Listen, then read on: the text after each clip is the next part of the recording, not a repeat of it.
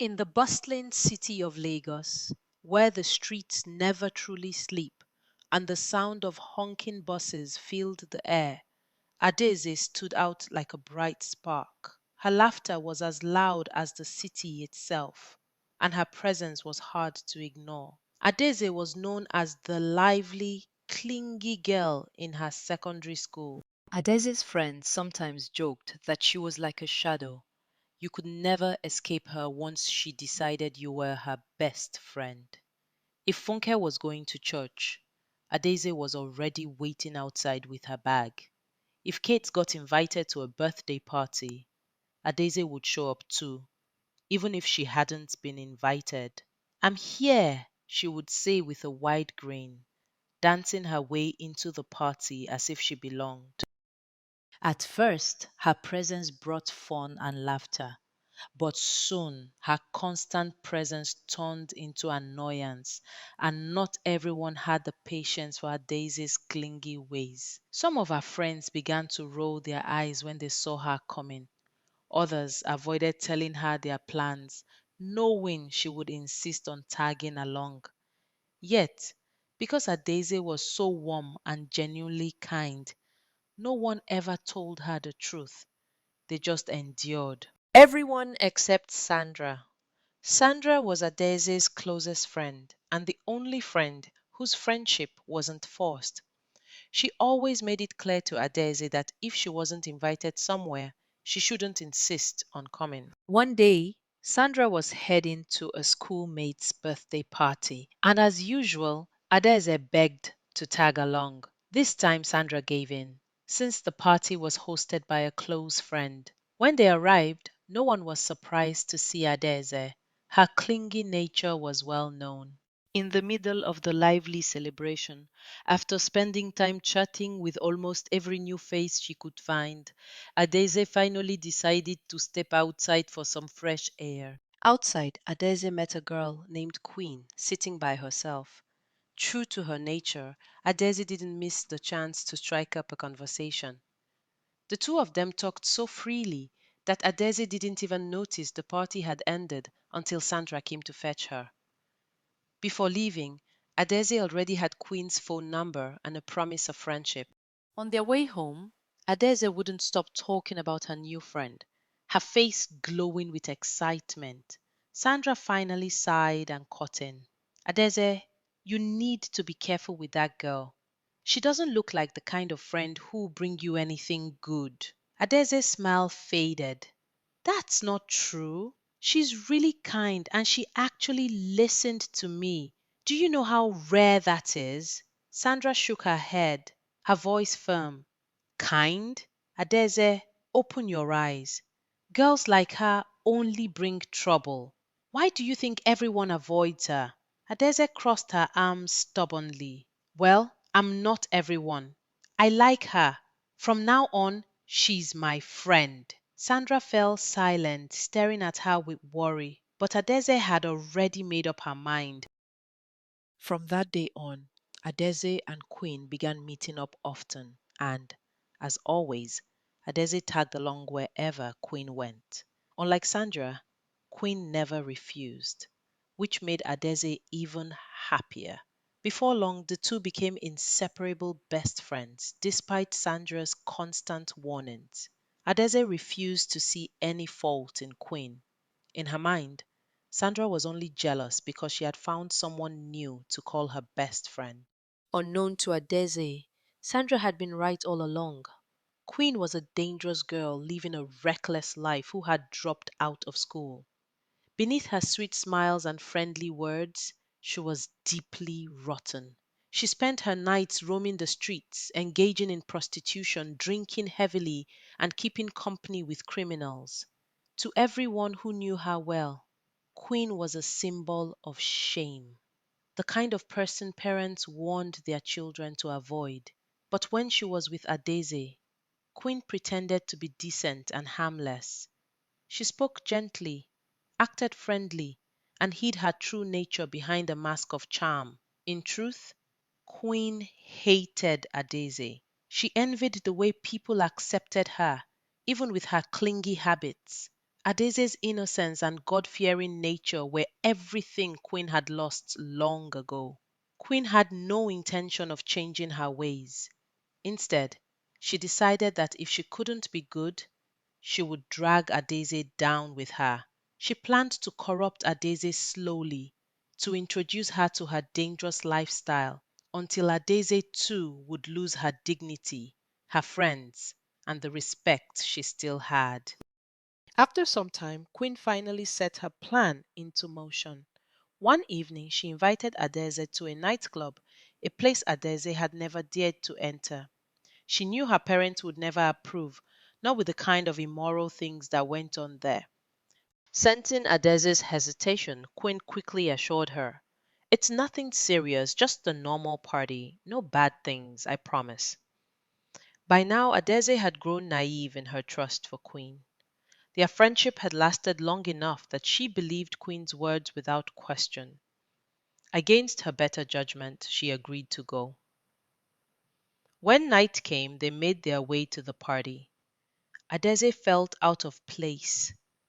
The loud music, the smoke, the flashing lights, it wasn't her world. As the night dragged on, it grew very late, and Adese began to feel uneasy. She tugged at Queen's arm repeatedly. "Queen, let's go home. It's getting too late," Adese urged. But Queen only smirked and waved her off. "Wait here. I just want to see a friend," she said, slipping away into the crowd. Instinctively, Adese called after her, "Let's go together." She quickly followed behind, not wanting to be left alone in the noisy club. Queen's lips curled into a wicked smile. This was exactly what she wanted. Adese walking blindly into her trap. They entered a small empty room with only a couch pushed against the wall. The pounding music outside was swallowed by the silence inside.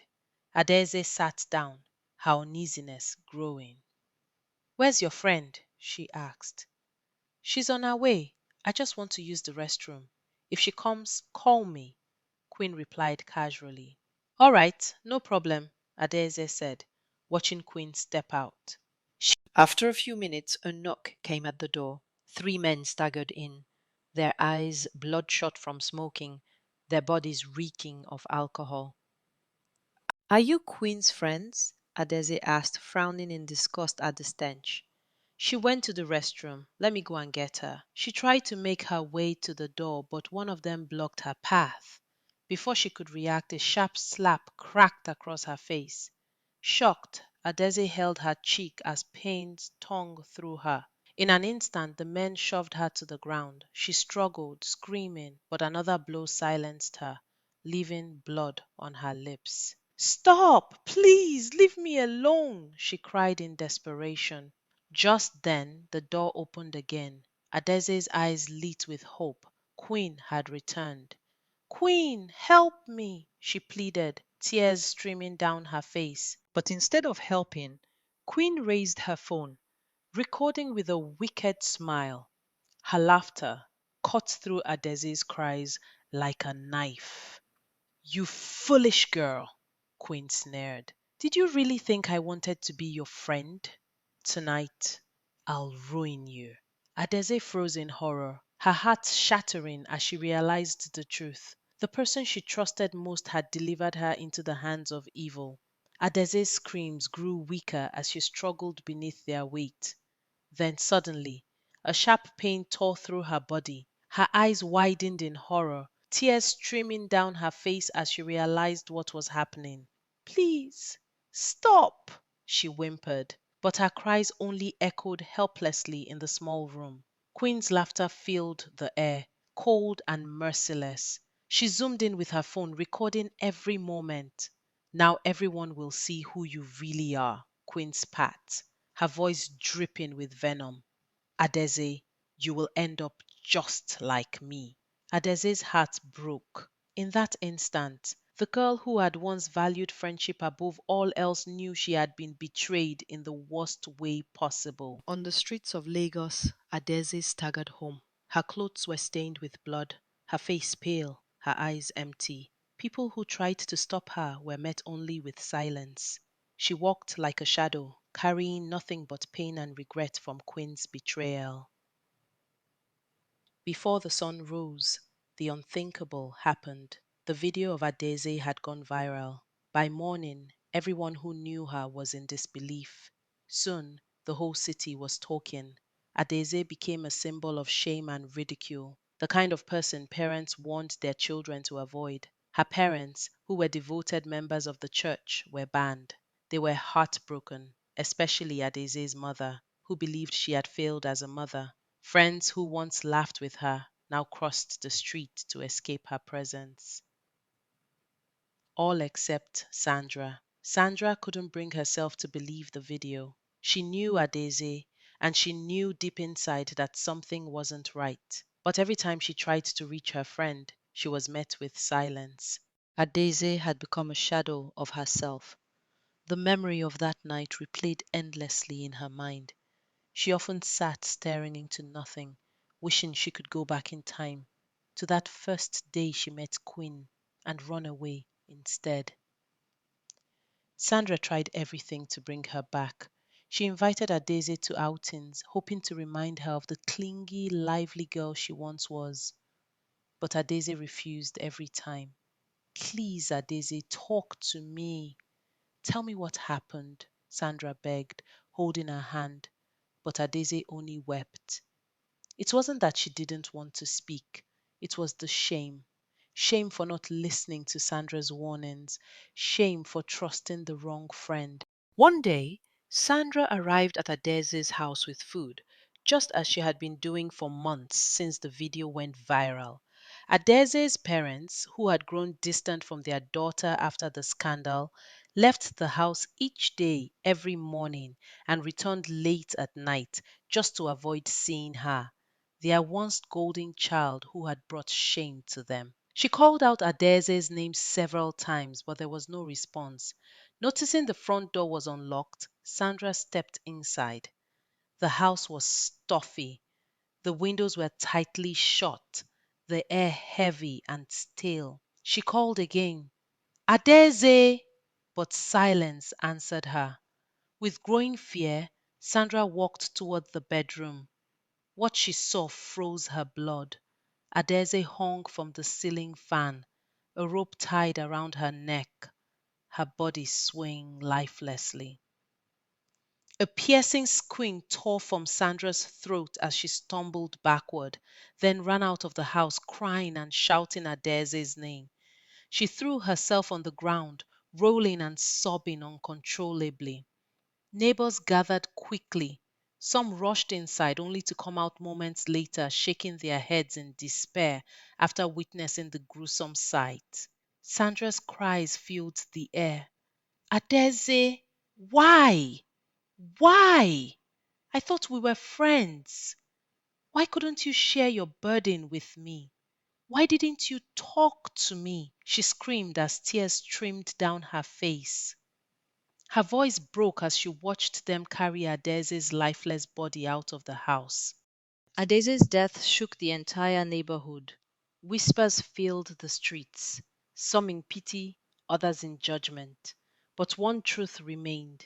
She was gone, and nothing could bring her back. Adeze's downfall wasn't because she loved having friends too much, but because she trusted the wrong person and ignored the warning of the one true friend who cared for her. Not every smiling face is a true friend. Choose your friends wisely. Not everyone who calls you friend wants the best for you. Some are sent to lift you up, others to drag you down.